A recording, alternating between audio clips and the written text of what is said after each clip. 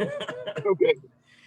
All right, welcome to the 28th episode of the Revolutionary Code, where we bring you the truth about how governmental politics actually works in every facet of human existence and how that affects our people, Black people here in America. I am your host, Brother Tamani Mwandani out of Houston, Texas.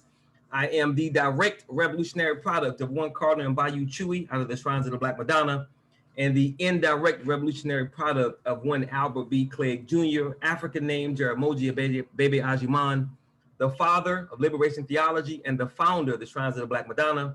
I am also the founder of the Black Gold Nation movement. My co-host, the National Director of Political Strategy and Implementation for the Black Gold Nation movement, and the chairman of LACE, Liberation Advocates for Community Empowerment, the intellectual gangster, corporate grassroots revolutionary, and master domino assassin from Shreveport, Louisiana, aka the Boot, Brother Craig B. Lee. Brother Craig, how you doing this evening?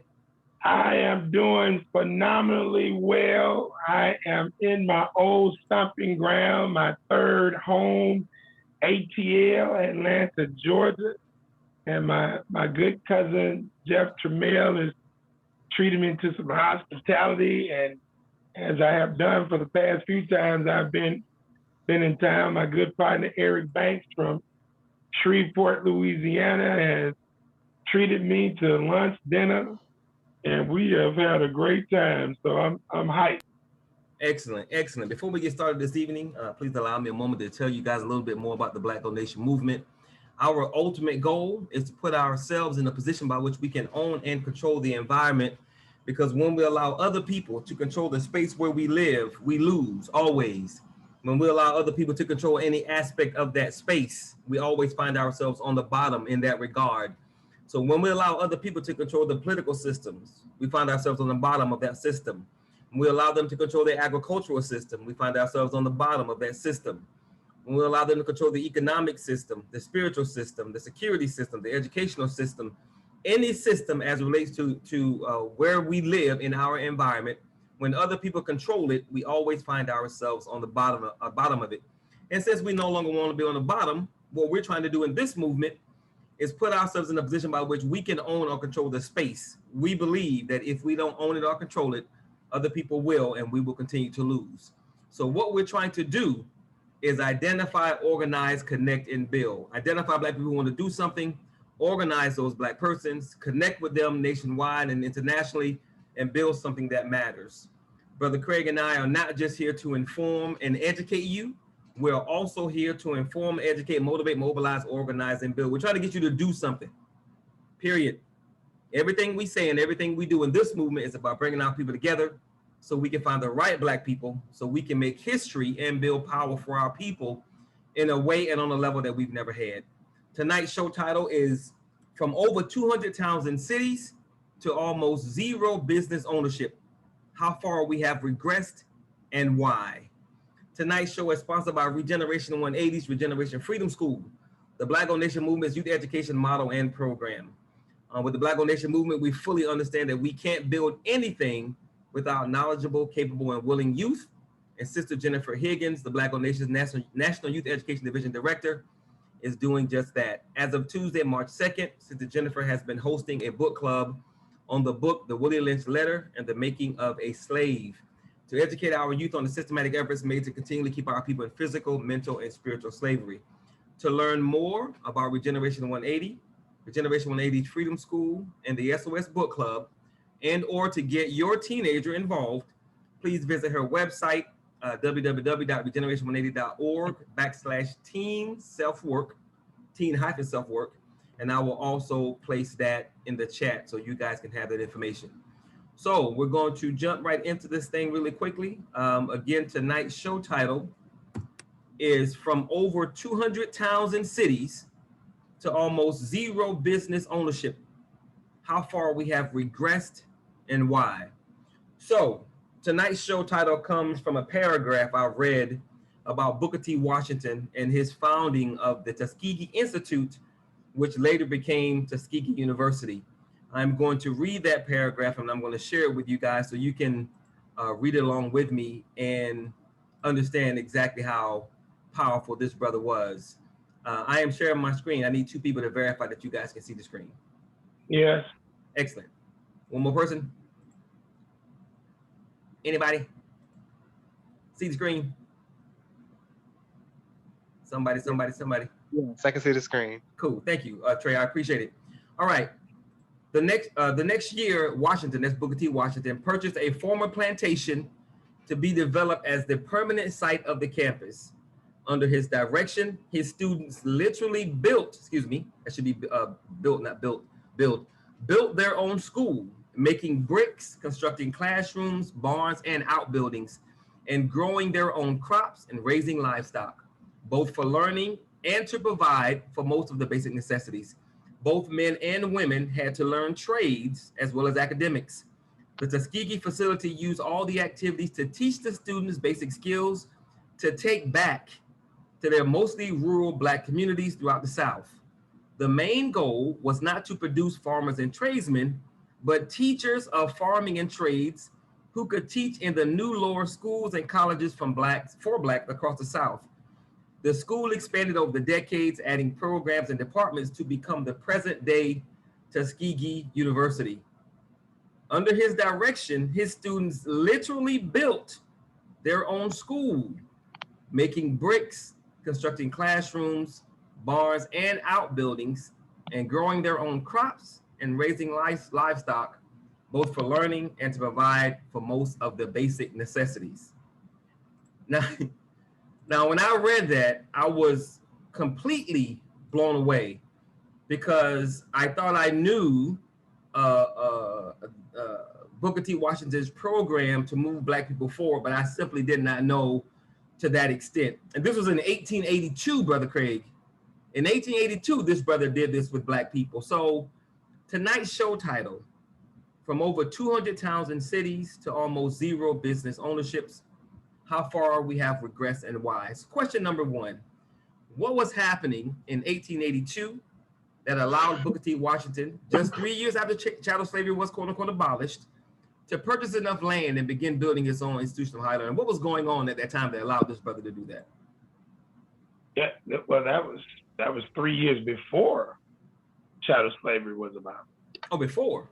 Okay. Yeah, chattel slavery wasn't abolished until 1865, and that was, after the Civil War. So we're talking 1862. So this is happening during slavery. Yeah, that makes it even more phenomenal. Yeah. So, and having driven today through Alabama and having had Tuskegee, Alabama as a part of my territory when I graduated from Xavier University in 1989, it is just a miraculous thing. But our people, our ancestors were driven. They were driven through struggle. They were driven through their oppression. And that's why in my empowerment workshops, I always like to ask the question, what is the natural color of a diamond? And most people don't know, but the natural color of a diamond is charcoal black. So then you ask the question, well, how does it become this shiny commodity, precious commodity, that females want on their finger, around their neck, on their ankle, wherever, guys want it too. It has to go through a process of intense heat. It has to be refined, but it has to go through struggle. And by our people being forced to go through struggle, we created phenomenal things. In a time where life was dangerous, at a time where you could be lynched for even looking at a white person, which is why I love to hear tough talking Negroes say what they would have done back then. And I love to hear tough talking Negroes say, we are not our ancestors. And I'm like, you damn sure ain't. Because you haven't built anything. All you do is talk, and you believe just because you have a platform on social media to talk, then that means you are greater than your ancestors. And that's just not the truth. So at that time in 1862, you had brothers and sisters, regardless of how they viewed themselves. And myself and my good partner, Eric Banks, we were having this conversation this evening at dinner. And I happened to mention various sellouts in our community. And he asked me to define that, and I did. And I say, now make no mistake, not all technocrats, not all hybrid, people with skill are sellouts. Booker T. Washington is a prime example. But at the end of the day, whether you were considering yourself to be in a so-called high-class bourgeoisie Negro, pseudo-bourgeoisie, grassroots, or revolutionary Black person, we were forced to do for ourselves, period. Because you weren't gonna be bouncing around from white community to white community and going to here in the state of Georgia right now, where I'm at, the University of Georgia, and you weren't gonna be going to Oglethorpe University, you weren't gonna be going to Georgia Tech, you weren't gonna be going to Emory. You gonna take your ass to an HBCU. And so we produced great things out of that struggle. And that's what happened. But in 1862, the Civil War was going on. I want you to think about that now. The Civil War was going. The Civil War lasted from 1861 until 1865. So not only was Tuskegee created at that time, you have Chugtown, Georgia. Other things were going on. We were still making things happen during the goddamn Civil War. Okay, so just put that in perspective. But that's what was going on at that time. Okay, so you kind of went into a little bit. Of course, what Bookie T was doing at the time, what wasn't the only, like you just said, it wasn't the only thing that we were doing, but those 3 years before the signing of the 13th Amendment, and for the total time of Reconstruction, Black Reconstruction, Black people built all of these towns and cities. You're saying that what allowed us to do that was we didn't have a choice, because we couldn't go anywhere, so we were forced to do our own thing, and we did just that. Exactly. So at the height of all this founding and all this construction, we had everything a community would need to be self-sufficient, to be strong, to be sustaining. Before you tell us what went wrong, because I'm going to come back to that, briefly tell us what the 6 pillars of empowerment are, because that's going to be a direct connect to the next question that I asked you. Tell us about the 6 pillars of empowerment, then we're going to come back to this. Again, the 6 pillars of empowerment, which again, empowerment means the ability to control your destiny. And in order to do that as an individual and as a individual that's a part of a collective, those 6 pillars are spirituality, which is the intrinsic power source for an enlightened individual that connects you to the creator and the ancestral forces, and helps you to gain a sense of self, gain your purposes in life, your macro and your micro purpose, and it also serves as your protection in this wicked world. Then you have culture, which is the format by which you will maneuver in life on a daily basis, and it is directly connected to your spiritual power. But your culture, meaning your language, your fashion, your nutrition, everything that is your regimen on a daily basis.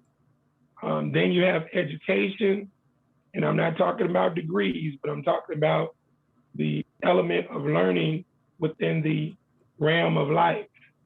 Then you have economics, which deals with the production, manufacturing of goods, services, transportation, storage, distribution of goods and services for consumption. Then you have socioeconomics, which is the art and science of maneuvering various assets in the public domain, whether you're talking about health and wellness, public schooling, anything that deals with mass amounts of people.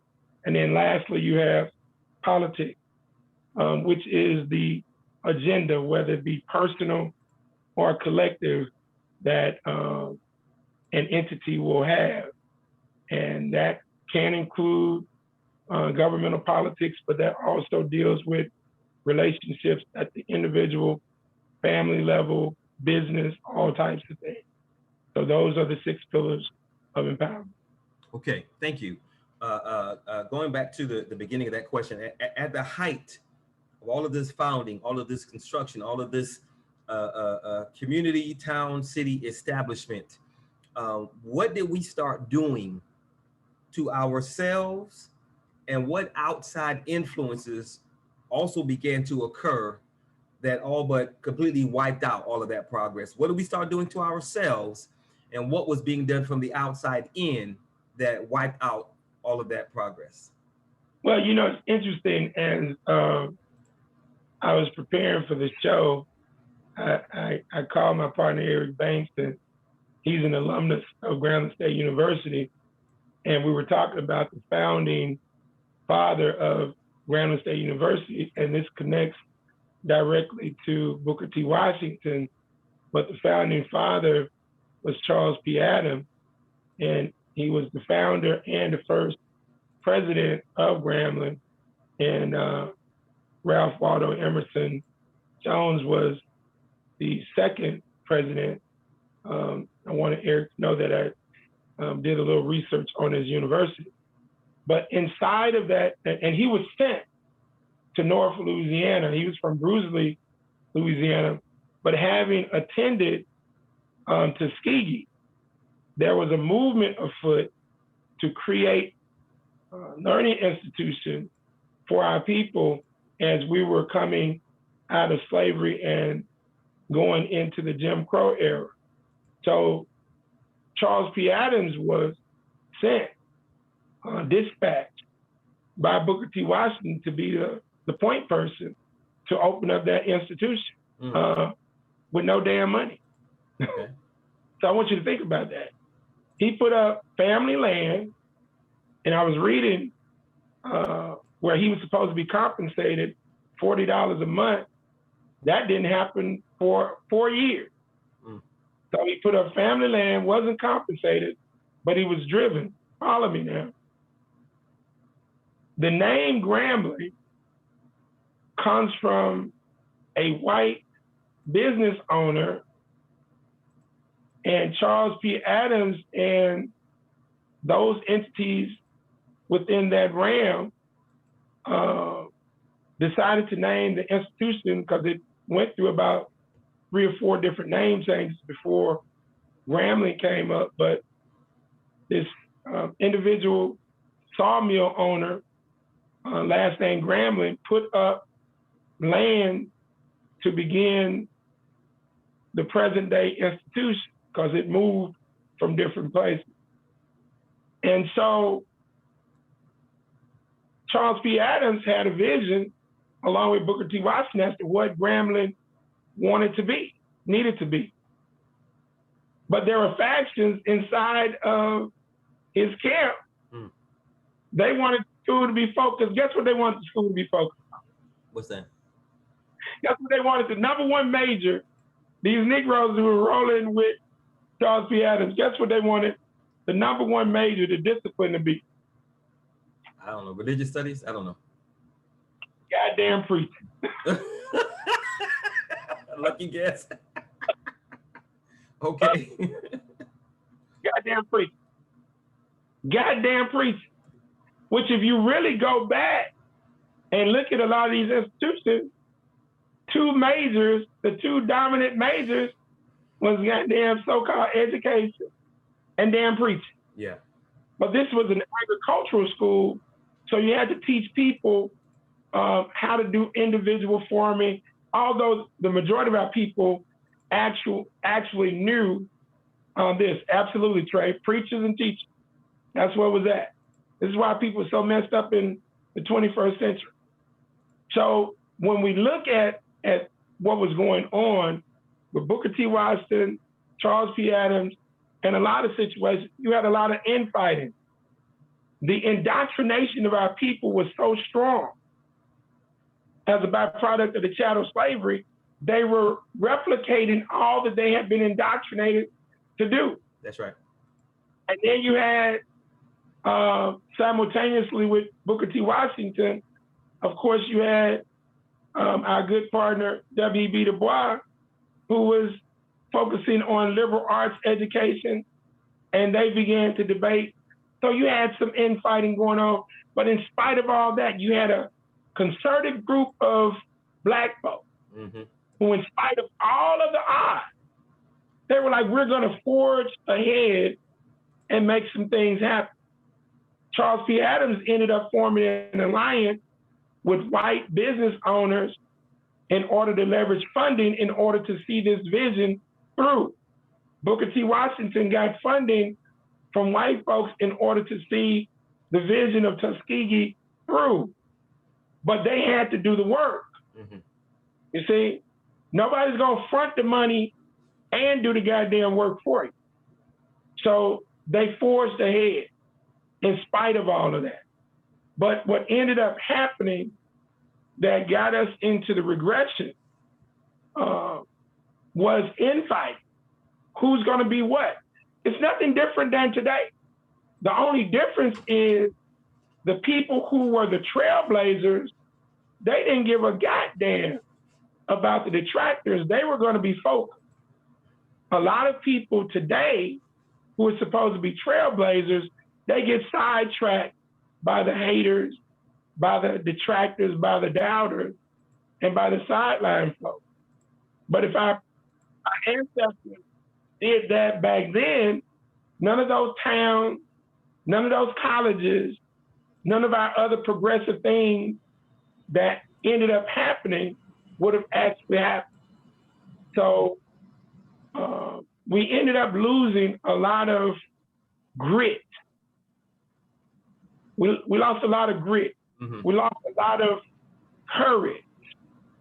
Now, simultaneously, the Klan is rioting. That's right. People being lit. You know, houses are being bombed, churches are being burned down. And again, 1862, Civil War is going on. When the Civil War ends, now we got the convict leasing program, slavery by another name going on, but our people are still, a core group of us are still rolling. And Eric brought the point out today, which has always been the case. Only a few of us, only a small percentage of people have ever done work. Right. I don't know why we keep on looking for everybody to do something. It ain't never happened and ain't never gonna happen. Because we don't understand that fact. It's never been everybody, and it'll never be everybody. We don't understand that. Most people are content to just walk through the goddamn door. Yeah. The difference is, with what we're doing, your ass ain't gonna be able to do that. Right. Not through our door. No, we're gonna be checking on it. So if I make it in this game, and what has happened, a lot of people walk through the doors without putting in any work, without putting in any sweat equity, because they didn't want to sacrifice.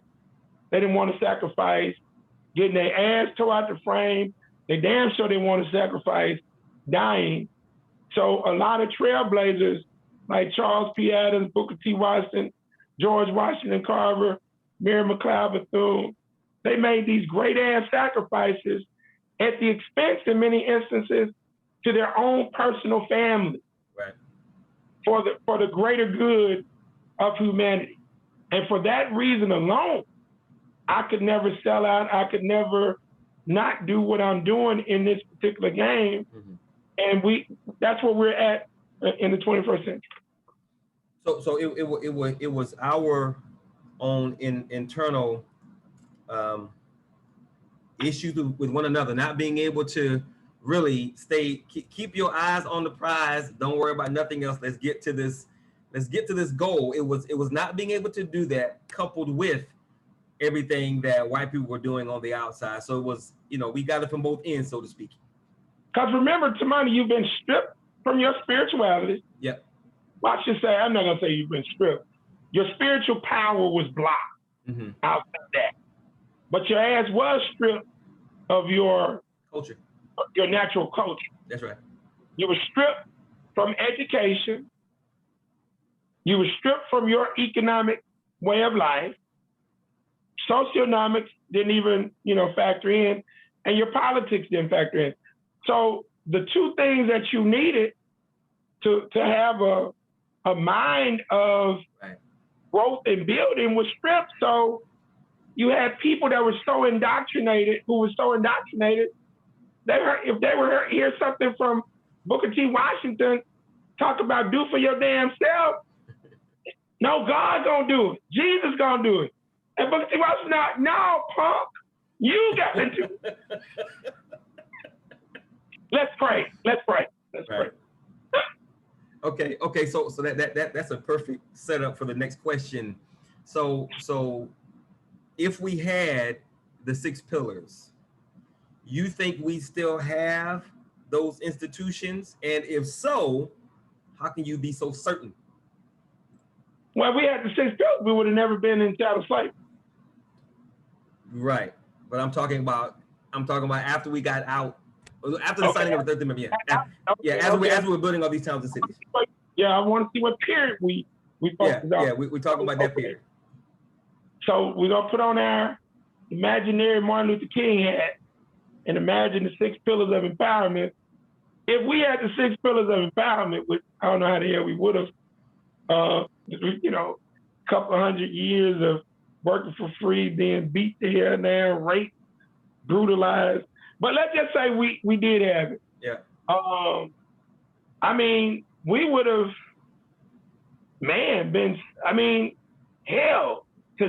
I guess if you say we built 200 black townships, over 200 and universities and whatnot, without spirituality, right culture, education, economic, social, and politics being on a high level, I guess we would have built about 1,000. Right. And most of them would have still remained. And without a doubt, they still would have remained for sure. But again, we had internal things going on, but you still had your external things going on simultaneously. Right. And that's why I told you when we were looking at the 5 episodes of plutocracy, that's why I told you that, unfortunately, the anarchist philosophy of the propaganda of the deed and the single spark theory could never work in the real world. Because when we talk about the first law of nature being self-preservation, without spirituality and right culture, that self-preservation is going to be only concerned with the individual. Yeah. Only time that you're going to find self-preservation as the individual being a part of the collective is when that individual has a firm, strong perspective spiritually and culturally, or they got a strong religious and cultural standpoint. Other than that, it's going to be, I, me, dog eat dog world. That's right. Okay. If you missed the beginning of the show, you're listening to the Revolutionary Code, where we bring you the truth about how government and politics actually works in every facet of human existence and how that affects our people, melanated Black people here in America, Africa, and the diaspora. Tonight's show is our 29th episode and is titled From Over 200 Towns and Cities to Almost Zero Business Ownership, How Far We Have Regressed and Why. My name is Tamani Mwandani. I'm the founder of the Black Owned Nation Movement. And my co-host is Brother Craig B. Lee, who is our National Director of Political Strategy and Implementation in the Black Gold Nation Movement. Okay, Brother Craig, next question. So this time period where we built these 200 towns, what was this time period? Was it 20 years or was it more than that? I put it between 1864 and 1944, so 80 years. So 80 years, okay. So in 80 years, we were able to establish over 200 spaces where we could do our own thing, but we haven't come within a sniff of doing anything like that since. No correct? towns, no black townships have been created in by people from 1945 to now. Why?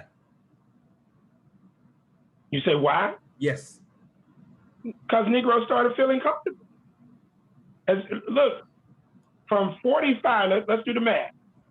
From 1944 to 1964 is just 20 years. Right. What happens in 1964? Was that the Civil Rights Act? Yes, the Civil Rights legislation. So it takes about 6 years to get the pseudo integration game going. And within those 6 years, in 65, you get the Voting Rights Act. Woo! In 68, you get the Housing Rights Act. Woo! So now, if you go back to the movie, I'm Gonna Get You Sucker, and Jack Slade comes into the book. Right. And man, what happened? He said, when I left to go to the Army, everything was going. And he said, the Black Power movie, he said, yeah. He said, man, y'all were supposed to march on the federal building. He said, we did. And we went down demanding jobs and equality and public education. And we did that. He said, well, Dan, what happened? He said, there was hiring that day. They were hiring. And so Negroes got jobs. Negroes started to feel comfortable. They could now go to the bathroom with white folks. Oh my goodness, we can stay next to them. We have arrived. We can go to Woolworth now. Mm-hmm. So why do we have to do anything now? We're going to demand that they do for us. You see, so the struggle, the oppression of us, segregation had very, very hardcore negative things. Murder, a whole bunch of negative things. But I'm sorry to tell you, segregation also had some positive things for a fractured-minded people who have been indoctrinated for hundreds of years and who have been stripped of their spirituality and culture. See, Tamani, you can't do cooperative economics organically unless you get your spirituality and culture. Right. So people have asked, well, Craig, how did they build these towns? Because we were forced to. They didn't have a choice. You didn't have a choice. Now, to prove my point, the litmus test to seeing whether or not this is real or fake started in 1970. So you go from 1970 to now, and you see how many of those black townships still exist. Only about 35. Mm-hmm. And the majority of them are in Oklahoma. If you recall, I brought your attention to one of the townships that was created in Texas. What was it called? Africa, Texas. Yeah, Africa, Texas, yeah. Africa Town is in Alabama. Oh, okay. Africa Town, Alabama is still there. Okay. But Africa, Texas. Now think about that now. Our ancestors had enough foresight to create something called Africa, Texas. Of course, that no longer exists. Because in order to run a town, you got to have some industry. Yeah, right. You got to have a lot of other things going on. And some people. After World War I and World War II, people started migrating in order to now gain access to jobs. That's how this thing happened. So we lost all that we built in a nutshell because of integration. Oh yes. Yeah. Okay. So let's go a bit deeper down into that rabbit hole. We know what Booker T. Washington was trying to do with the Tuskegee Institute, and of course we still have Tuskegee University as a result of that.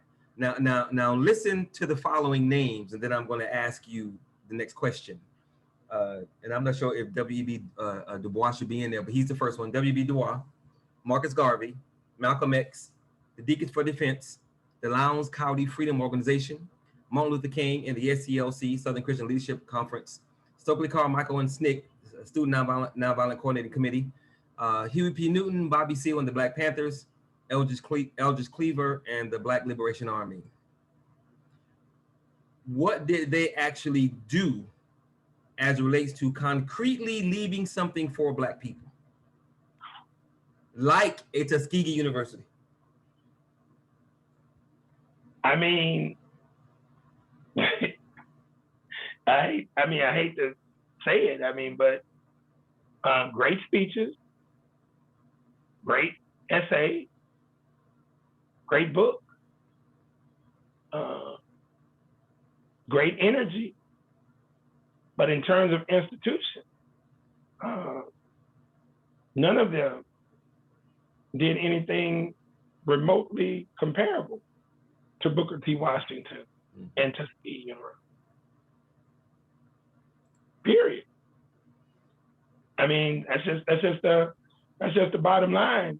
When we look at the people who our people uphold as heroes, and the people that they don't pay a lot of attention to, it's kind of shocking. You rarely hear Mary McLeod Bethune's name mentioned. That's right. And she built a whole goddamn institution, right? You rarely hear some of these people who actually, built serious businesses. Some of them who still stand to this day. Like in the state of Louisiana, our oldest business, which is the Tarver family, started in 1896. They still run that business today. It's a funeral home. That's a legacy that is there. But to answer your question succinctly, those entities, they stepped up at a time to give our people something to believe in. I'm not trying to diminish speeches. I'm not trying to diminish positive words and whatnot.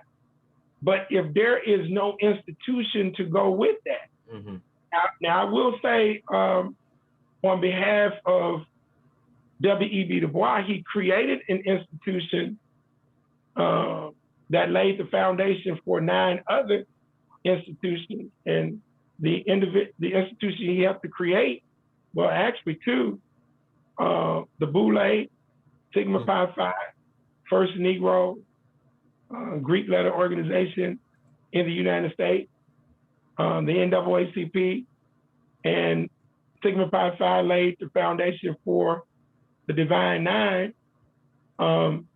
He didn't directly create all of those institutions, but much like Karl Marx did with the Black Panthers, his philosophy, his scholarship laid the foundation for the creation of those organizations. And I believe that once he came into enlightenment,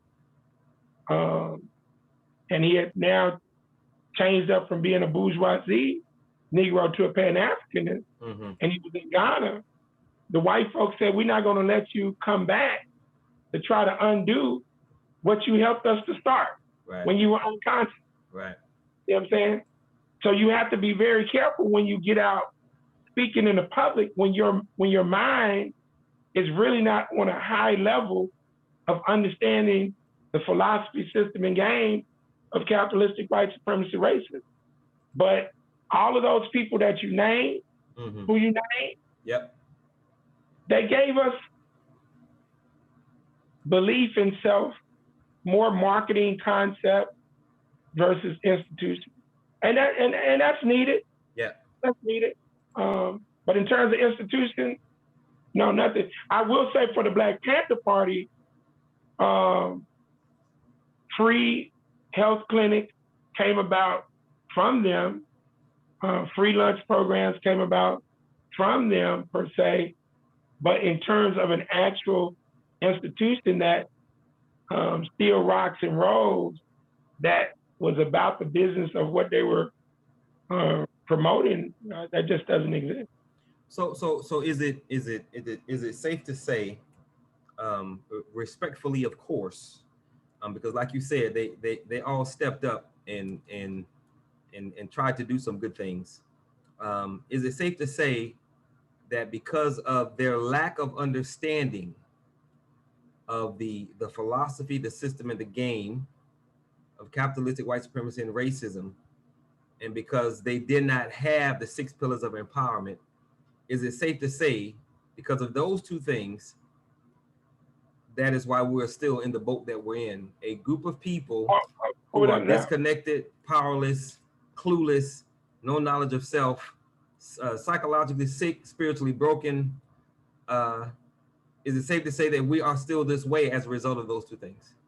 Oh, without a doubt. And even more so in the 21st century, because all of the rhetoric, the so-called Black Power rhetoric that came from most of those cats without any substantive building, now our people, they've been romanticized with it.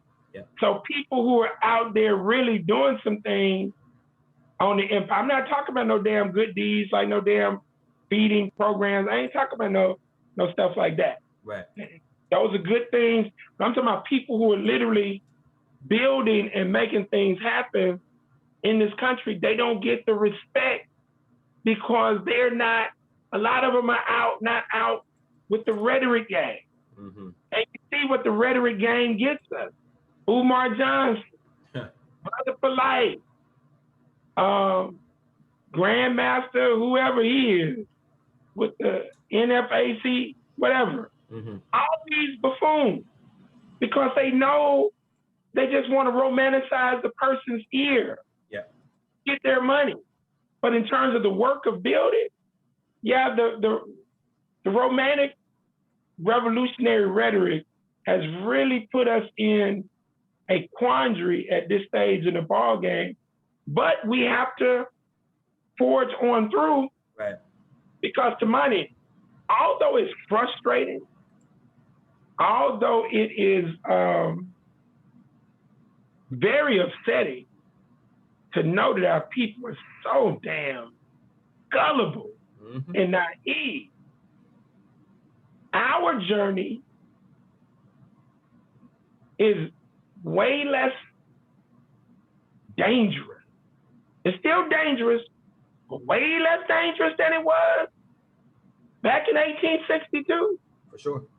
Back in 1901, back in 1940. So I can take a lot of the, like I always tell people, the few times that I ran for office, people would ask, who are you running against? I heard you're running against such and such. I said, no, I'm not running against any candidate. It was like, but they say you're running for city council. I said, I am. But who are you running against? I said, listen to what I tell them to me. I'm running against ignorance, apathy. That's right. Pessimism and cynicism in grassroots people. In the mind of grassroots people. That's right. Ignorance, apathy, pessimism, cynicism in the mind of grassroots people.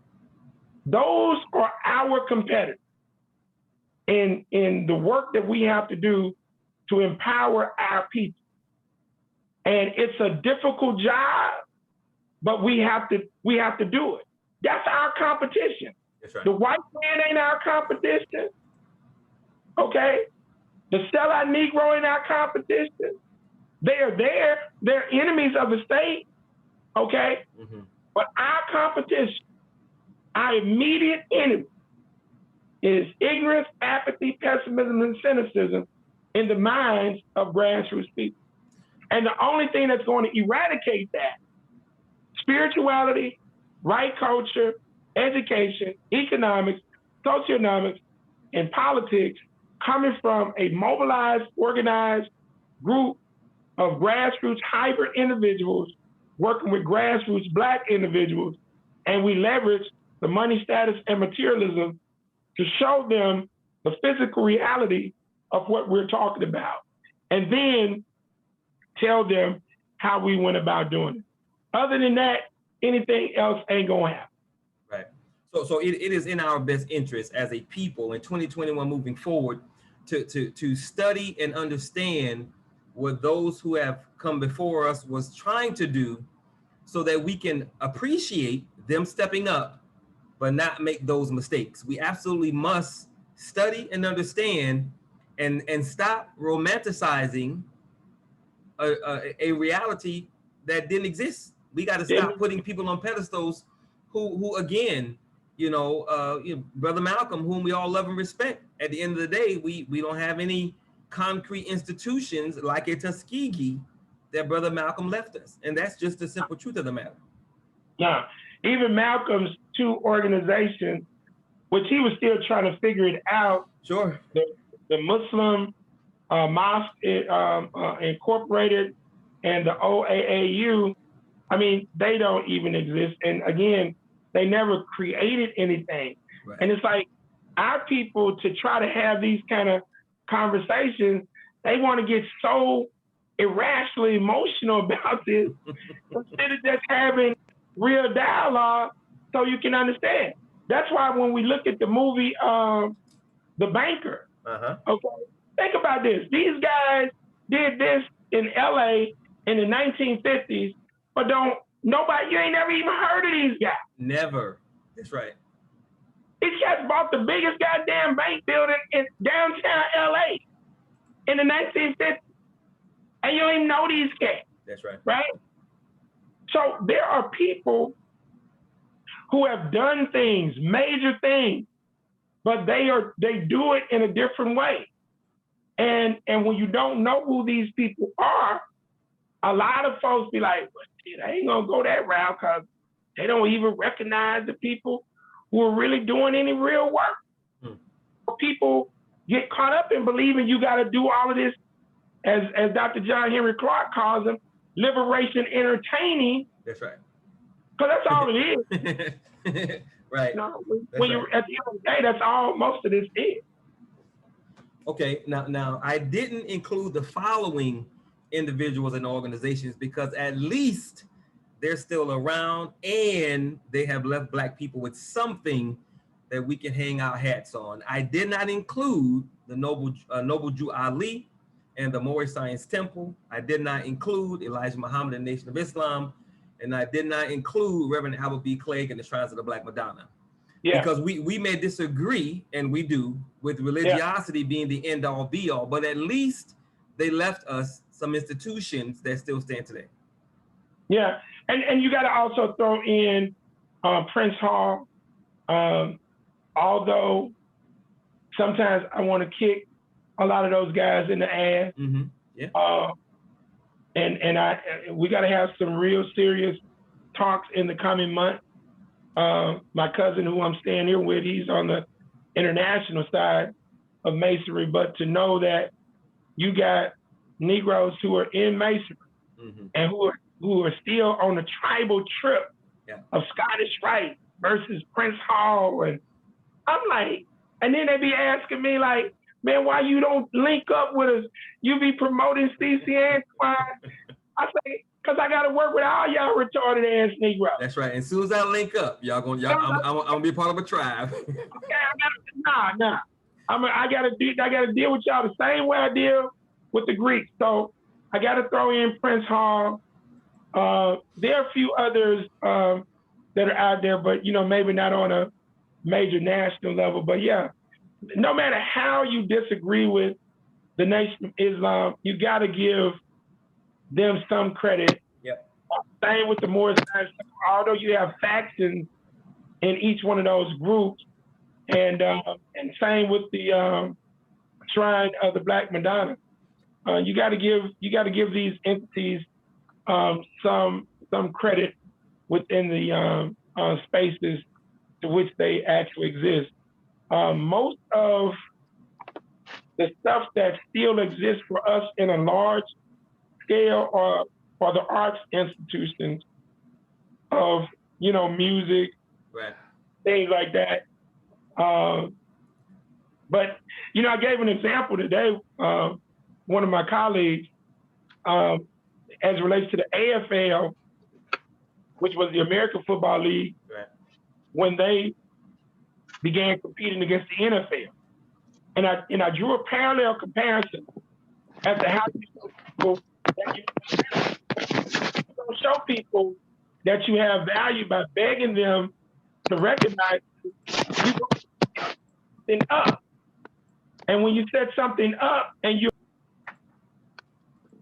I'm sorry, unmute you, brother. Unmute yourself, Brother Craig. I muted the wrong person, sorry.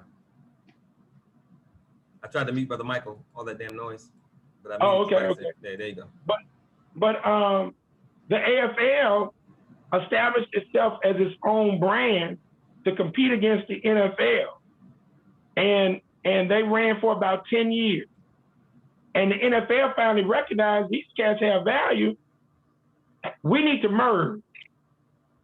Okay? Yeah. But you don't establish. Now, these white folks competing against each other. Mm-hmm. Nobody is going to just give you power, give you freedom. That's you right. got to take these things, man. Yeah. It's like, that's just basic. It's basic. All right. So from over 200 towns and cities to almost zero business ownership, how far have we have regressed and why? So what is the answer? What's the solution? How do we turn this thing around and start moving forward? The 6 pillars of empowerment have to be interwoven in the mind, spirits, and bodies of every individual who, identifies as being Black. And once we describe that, define it for people, most of these Negroes ain't gonna be Black. That's right. It has to exist in the individual first, and then those like-minded individuals who embrace those 6 pillars must mobilize and organize together. The only entity that's out there that's maneuvering and doing what we're doing is us, the Black Gold Nation. What I do in the city of Shreveport to help lay the foundation prototype for the Black Gold Nation. What we're doing in Houston as it relates to the foundation of that.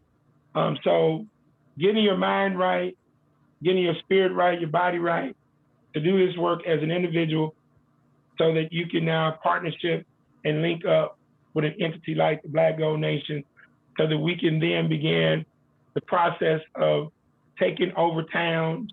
We don't necessarily have to create them. We can take existing towns, cities over with these mobilized, organized groups of people in strategic, targeted areas. And that's going to be the solution, along with entrepreneurship. And also, as I told some folks the other week, our reparations is not going to come from the United States government. We can make that a secondary appeal in terms of an agenda item, but our reparations is going to come from understanding decentralized financing. That's right. Cryptocurrency. Yep. In the 21st century. Yeah. The opportunities for us to do what we have to do in those spaces will now be processed right for us to do what we got to do. Okay. You get one takeaway tonight from tonight's show for everybody to leave with. So if you can only guarantee that everybody leaves with this one thing from tonight's show, what would that one thing be that they're going to leave with? In the words of Stephen A. Smith, in reference to Booker Teleferro Washington, he was a bad man. He was a bad man. Booker T. Washington, while some didn't understand his strategy for maneuvering, he had a solid game plan. And people need to study who he is, what he did, and no, he was not perfect. His game plan was not completely perfect, but he had a solid game plan. And if he and W.E.B. Du Bois could have worked together, so much things would be better. Yeah. And that ties into a post I made today on Facebook. I asked a question. I said who, but I did change it after talking to you earlier. I was like, what entity are the three best teachers in the universe? And I went on to define it: the creator, the universe, and history. And a few people tried to figure out how to get around it, but they can't, because everything goes back to those three things. We have to get our spiritual and our cultural foundation in place so that we can tap into our power and our structure for living. And then history will guide us because it's already been done. That's right. That's why I did the example on Bitcoin this week. You ain't got to guess about cryptocurrency now, because goddamn Bitcoin hit 57,000 today. The proof is there. The proof is there.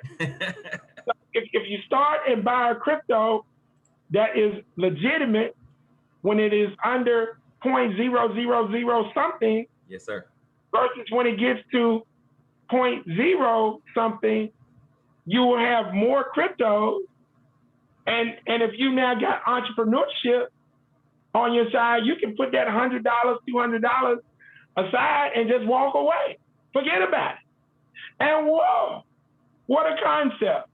My 100, 200,000, my million coins turn into $1 or $5 or $10 or $100, or heaven forbid, it becomes like Bitcoin at 57,000 a coin. Yeah. But history, studying the universe, and linking up with the creator, brother, and learning who Booker T. Washington is and what he did. That's my one takeaway. I think there's about three, but I'll take that Booker T. Washington. All right, so with that, we want to open this thing up for questions or comments. If anyone has anything for Brother Craig, Brother Naru is not here, who's normally our brother who kicks it off, although Brother Michael has been beating him the past 2 weeks.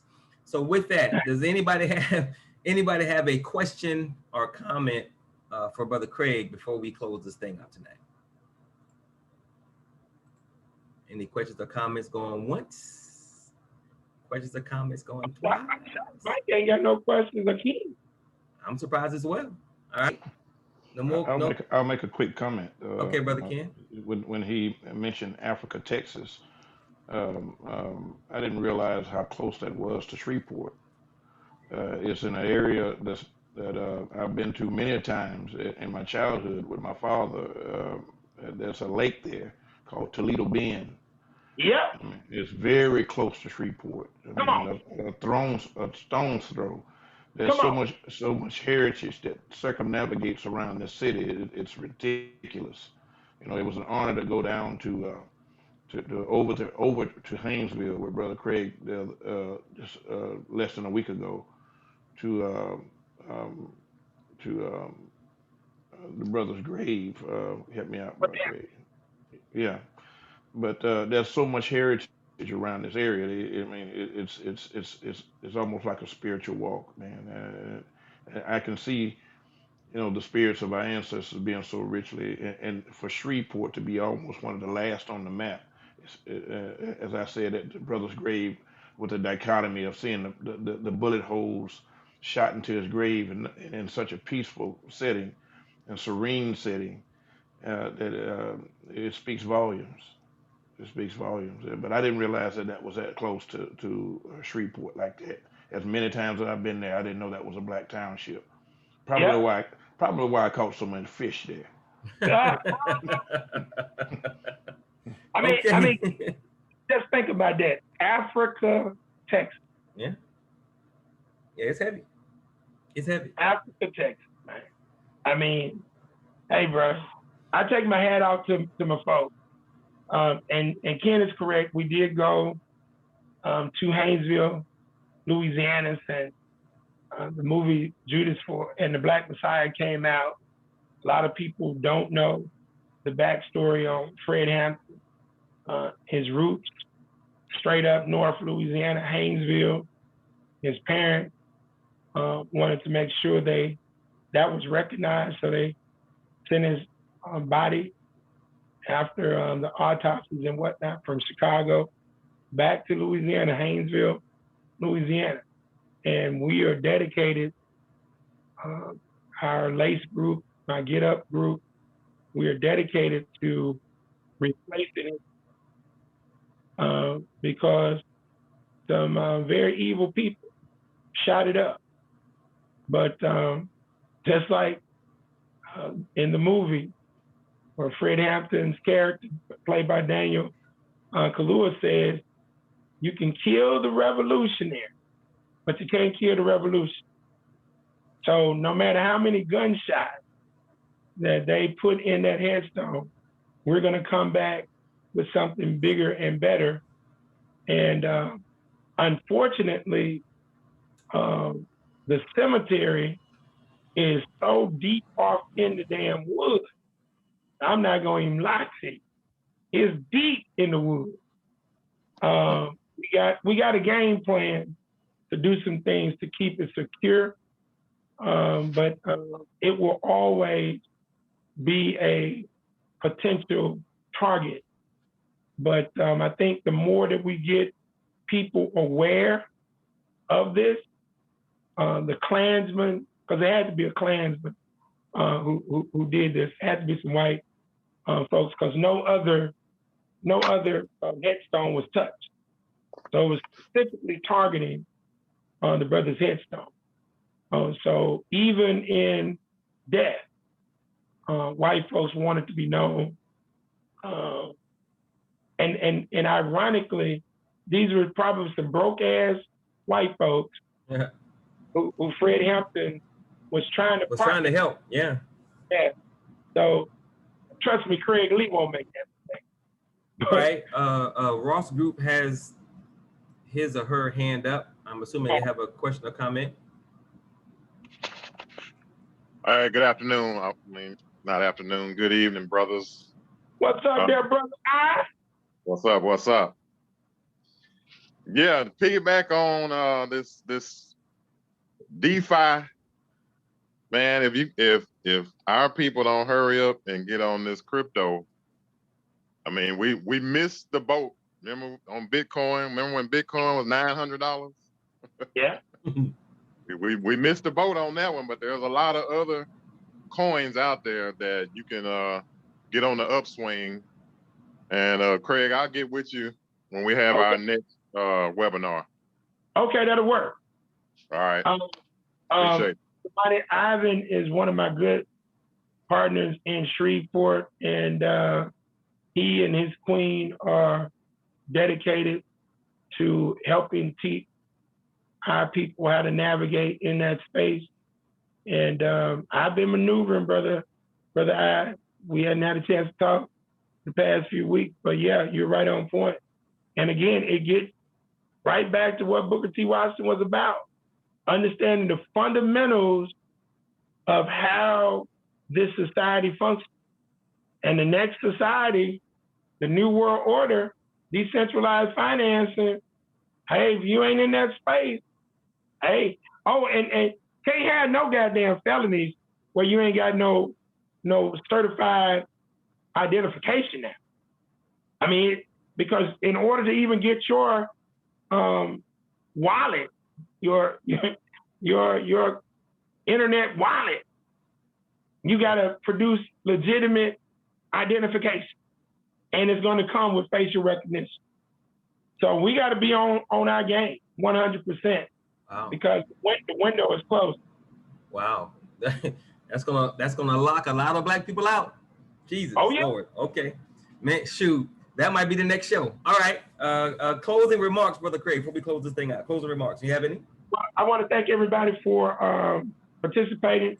Love the topic. And again, as I head back home, we'll start heading back to Birmingham tomorrow because we have a tournament to attend over the weekend. But I'm getting up at 5 in the morning, Eastern Standard Time, because my mother's father's people are from a little town called Jasper County, Georgia. And it is 60 miles north of Atlanta. Well, I'm getting up and going up there first thing in the morning so I can get back here to pick Sister Tara up from the airport. But I'm going to pay respect and homage to one of my third great grandfathers and third great grandmother who migrated from Jasper County, Georgia to Wascom, Texas on the back end of slavery and make some calls. So embrace your genealogy, embrace our ancestors, embrace the 6 pillars of empowerment, embrace your spiritual power, unlock it, unleash it, activate it so that you can tap in to your life purposes, your macro and your micro life purposes, so that when it's all said and done, like the gospel song goes, I can't really sing, but when it's all over, okay, I'm gonna put on my robe. What story are you gonna tell? Are you gonna tell the story of a grassroots revolutionary who carried the baton for your people? Or are you gonna tell the story of a punk ass Negro who sat on his ass, sat on her ass doing nothing while your ancestors positioned you in the game so you wouldn't have to go through the horrors they have? What story are you gonna tell? That's all I have. All right, cool. So again, like Brother Craig said, thank you guys for being part of the show. I sincerely appreciate it. Please share this with 5, 10, 15, 20 Black people, melanated Black people, so we can get the word out. This was our 28th, it's our 29th show. I encourage everybody to go back and watch 1 through 28 on blackgoldmedia.net. You can also watch our movie reviews. Our next movie review is not this Saturday, but the following Saturday, which is March 20th, and it is going to be on Judas and the Black Messiah. That will be our 21st movie review, and you can watch 1 through 20 also on blackgoldmedia.net. We have a new show coming online, and Brother Craig, I gave you access to the meeting via Dropbox today. When you get a chance, check it out. Our new show being hosted by the brother who runs our National Economics and Finance Department, Brother Harlan Robinson. The name of the show is Building Wakanda, Inspiring the Next Generation. And we didn't have as many people as we wanted. We had a lot of people who registered, but not everybody showed up. But it was very, very, very, very, very motivating, Brother Craig, to hear Brother Harlan talk to these neuroscientists, talk to these chemical engineers, talk to these electrical engineers. And Brother Harlan was asking them different questions about what they saw in the movie Black Panther that they could build. And they were answering the question. So I am extremely excited about this show because he is talking about what we can do now. And he led it off with cryptocurrency and the right economic structure. We can fund it.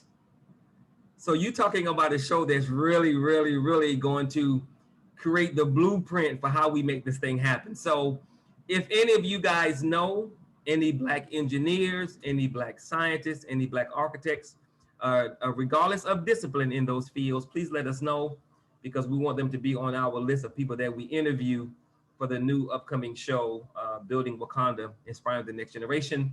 And again, if you know any teenagers whom you like to get involved, scroll to the top of the chat and go to Sister Jennifer's website and learn more about her book club for teenagers. So with that, I want to again thank everybody for being here. Please, please, please remember that Brother Craig and I are not just here to inform and educate. We're trying to get you to do something.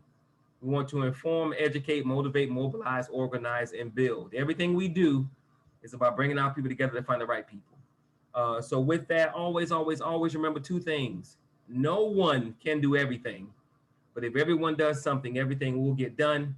And absolutely, always, always, always remember that nothing is more sacred. Not me, not you, not your kids, not my kids, not your family, not my family. Nothing is more sacred than the liberation and salvation of Black people, because the Black people don't make it. All of our loved ones are not going to make it. But if we put the group first, if we put the tribe first, if we put the nation first and build power, and everyone that's connected to the nation will also have power, and we can protect them and do what we're supposed to be doing. So with that, thank you guys again. God bless. Have a wonderful evening. We'll see you guys next week. Take care, brothers. Great discussion. Peace. Peace, peace, peace.